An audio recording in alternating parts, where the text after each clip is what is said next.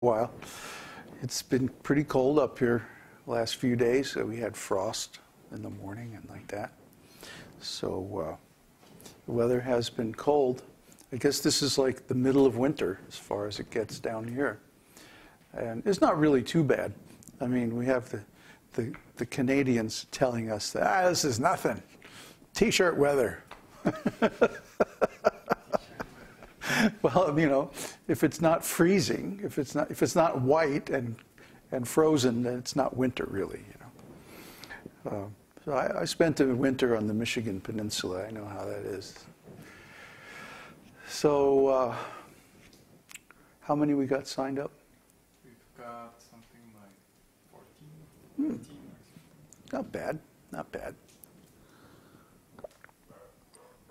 So today we're going to continue with Nectar of Instruction, except I haven't looked at the verse. Let me see.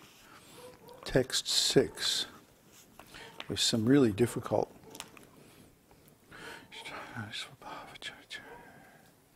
Oh, this is okay. Okay. Some of the verses toward the end are really difficult meter. This one's okay. Text 6.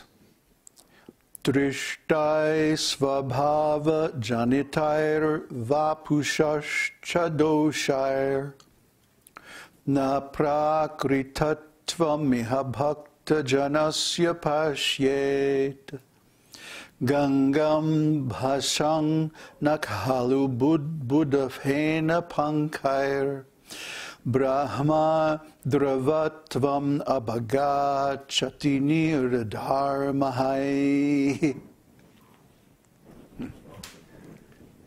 Not too bad. Translation.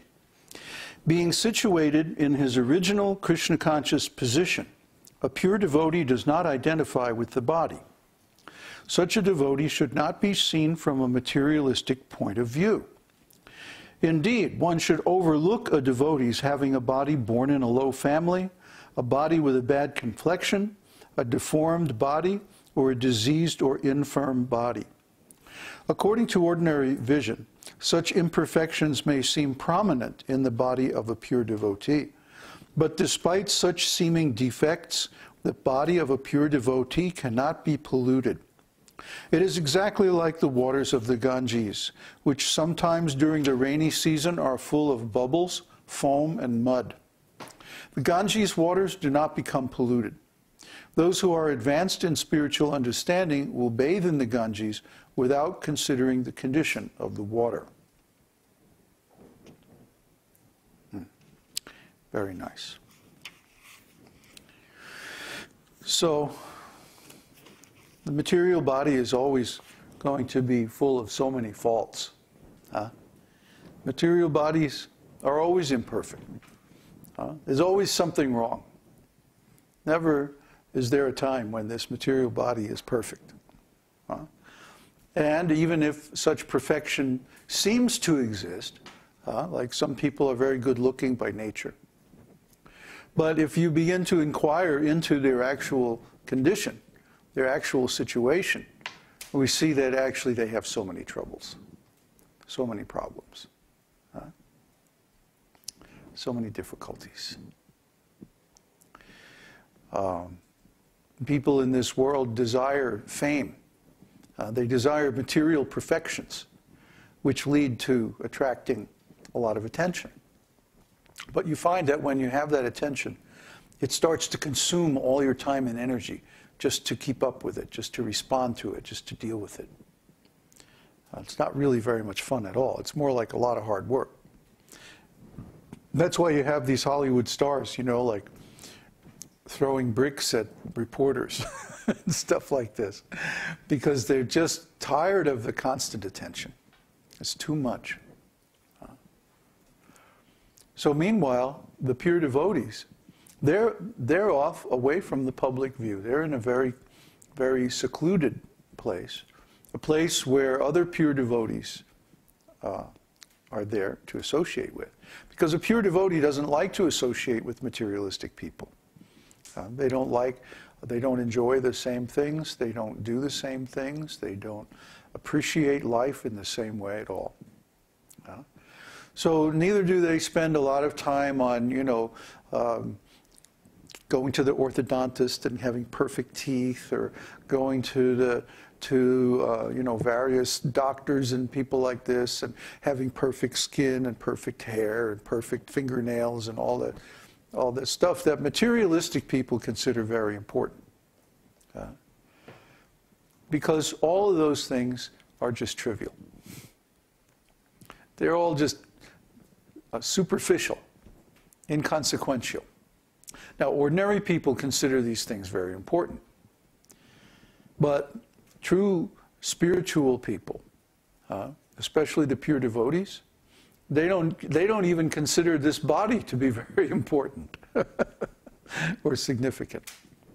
Yet, the body of a pure devotee is pure by virtue of the fact that it is engaged constantly in devotional service to the Lord. The pure devotee doesn't have any material activities. Consequently, the body of a pure devotee is surcharged with transcendental energy. And simply by being in the presence of a pure devotee, one is exposed to vibrations of prema, of spiritual love. Who came up with that expression, a bubble of love? Was that you? Can't I? That when we were in Mexico, right? Yeah, and here we were in the middle of this little town, and there was all kinds of nonsense going on, but we were like in this bubble of love, We had this house, big house on, well, big for that place anyway. But we had this house on like a hectare of land, which was very nicely landscaped and gardened. All kinds of exotic plants were there. And the flowers were blooming all time of the year, and it was really a lovely place. And there we were. We didn't really have much to do with anybody else, and we were just chanting a lot, doing a lot of devotional service. And we felt like we were in this bubble of love. Well, of course, the radiations, vibrations of love are coming from the holy name, coming from Kṛṣṇa within the heart, reciprocating our devotional service. So naturally, other people who are around can also feel that. I keep saying this isn't rocket science. I mean, in a way it is, because it's different from material existence. We're on a transcendental platform of existence. And whether we're in the material world or we're in the spiritual world, we have an ecstatic relationship with Kṛṣṇa.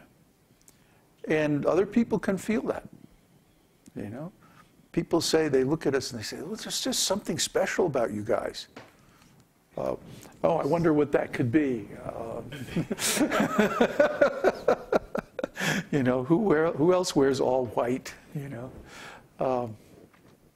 But even, what's that? Oh, well, yeah, we're not concerned with them. But in our tradition, of course, the Babajis wear white. We may change that when we go to India. We may adopt a saffron color. We'll have to see. Because we don't really want to attract so much attention. We don't want to be like so famous.